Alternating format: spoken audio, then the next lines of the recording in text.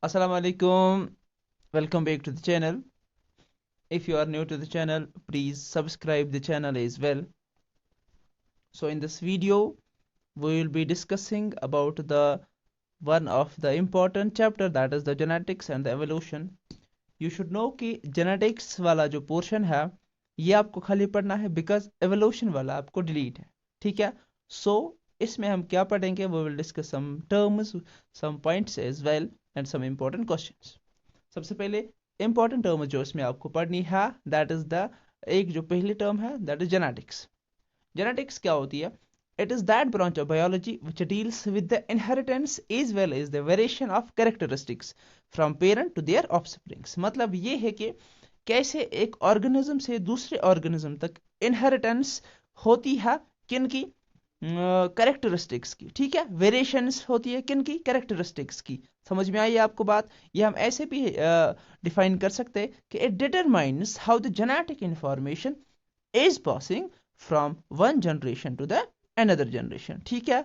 अब इसको किसने कॉइन किया था? W Bateson. दूसरी जो टर्म है, we have the inheritance. Inheritance सबसे पहले याद रखोगे, ये एक छोटी टर्म है और हेरेडिटी बड़ी टर्म है.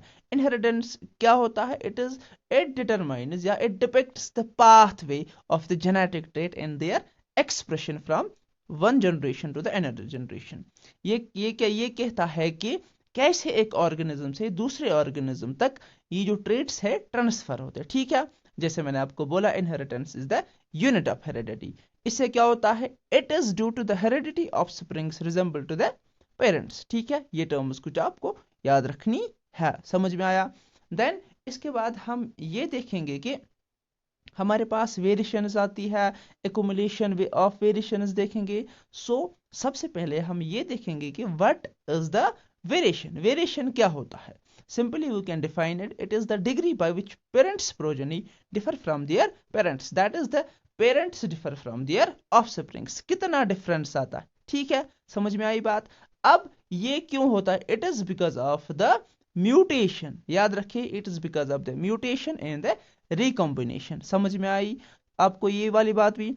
अब हम ये कह सकते हैं कि accumulation of variation during reproduction is the process by which genetic variation is increased in a population over time, which can create new combinations, new generations in the offspring. ठीक है. समझ में आई आपको बात? अब हम ये देखेंगे कि why it is important, why the accumulation of variation is important. ये important इसलिए है because it leads to the evolution. Evolution किसकी वजह से होता है? Variation is significant because it leads to evolution and is the basis of heredity. और क्या हो सकता है? It helps the organism to adapt to various physical conditions. ठीक है. जैसे आपके सामने जिराफ के एग्जाम्पल है. और क्या कर सकता है? It different variations of animals and plants can be produced because of the accumulation of the variation. अब हम मेंडल के बारे में कुछ पढ़ेंगे. इसका कंट्रीब्यूशन क्या था और इसने कौन सा प्लांट लिया था? इसने पी प्लांट लिया था. ये आपको पता होना चाहिए. Mendel used pea plant for his experiments by some time. क्यों लिया था? Because they are small and easy to grow. एक पॉइंट है, their life cycle is quite short. दूसरा पॉइंट है, तीसरा पॉइंट कि ये जो प्लांट है it is bisexual. Besides performing self pollination, ये क्रॉस पॉलिनेशन भी करता है. और इसके जो कंट्रास्टिंग कैरेक्टर्स थे, दे वर इजीली अवेलेबल. ठीक है. टॉल अवेलेबल था, शॉर्ट अवेलेबल था. तो these were the some of the points. इसने ये पी प्लांट क्यों लिया था? अब इसने कौन से लॉज दिए थे? ये आपको खाली याद रखने. Law of dominance, law of segregation, law of independent assortment. खाली आपको ये तीन याद रखने हैं. पढ़ने आपको नहीं, बिकॉज ये आपके सिलेबस में इतने ज्यादा डीप नहीं है. अब acquired and inherited traits, these are the traits जो आपके एग्जामिनेशन में आते हैं. acquired trait वो वाला ट्रेट होता है जो डेवलप होता है as a result of environmental influence. ठीक है. आफ्टर बर्थ जो होता है, जिसको डीएनए कैरी नहीं करता है. These traits are not coded by the DNA of an organism and therefore can not be passed on to the future generation. याद रखिएगा, ये वाला आपको आपके एग्जाम में पूछा जा सकता है. क्या एक्वायर्ड ट्रेट्स इनहेरिट होते? नहीं होते. ठीक है. अब इनहेरिटेड ट्रेट्स वो वाले ट्रेट्स होते हैं जिनको इनहेरिट करता है या जो इनहेरिट होते हैं from parent to the offspring by the help of genes. ठीक है. समझ में आई बात? Example, hair, skin, eye colour, तो the inherited trait of an individual are determined by their genes as I told you earlier. ठीक है, अब एक क्वेश्चन ये आता है कि जो इनहेरिटेड है ये तो ट्रांसफर होंगे, ट्रांसफर कौन नहीं होगा और क्यों नहीं होगा, ये मैं आपको आगे बताऊंगा। ठीक है, समझ में आई बात? अगर मैं ज्यादा तेज जा रहा हूं तो आप रिवाइज करिएगा, एक दो बार देखिएगा तो आपको इजी से समझ में आएगा। Why are acquired traits not inherited? ठीक है, क्यों नहीं होता है?